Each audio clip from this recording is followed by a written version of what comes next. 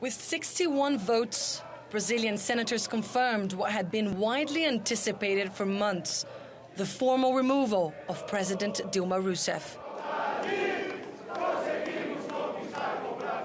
The surprise came in the shape of a second vote, in which Rousseff was not banned from public office, opening up the way for her to theoretically run again for the job she's just been thrown out of. Those close to Dilma Rousseff rejected suggestions this was in any way a victory.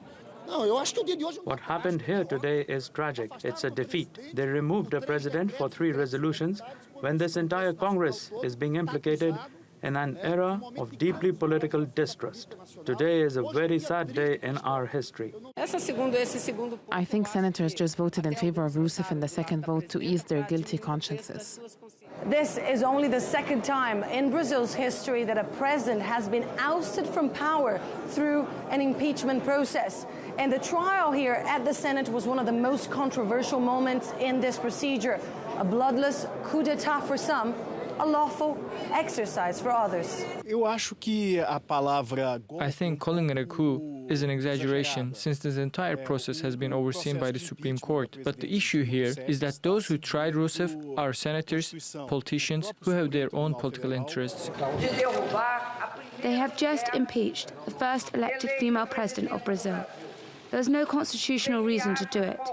A coup was not done just to me and my party, but our party allies who have supported me. This was just the beginning of a coup that will indiscriminately beat back any progressive political organization, progressive and democratic. Dilma Rousseff steps out of the political spotlight with a tantalizing possibility of a return. Although unlikely, this is Brazilian politics, and as seen throughout this political drama, anything is possible. Brazil has a new president. Michel Temer, formerly the vice president in this country, was sworn in a hastily prepared brief ceremony in the upper house of Congress here in the capital, Brasilia. After that brief ceremony, Michel Temer met with the new ministers of his government ahead of that trip to China, where he will be representing Brazil at the G20 summit.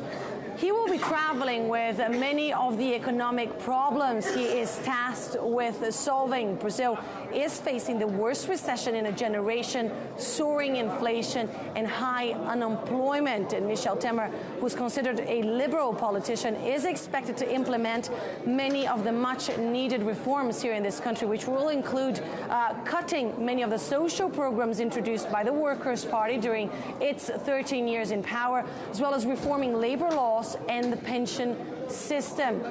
Michel Temer will have only 2 years to do all that. He's already declared he won't be a candidate in the next presidential election. And that is, of course, because he can't be a candidate. He, contrary to Dilma Rousseff, has been banned from public office for the next 8 years after he was found guilty of breaking campaign finance laws.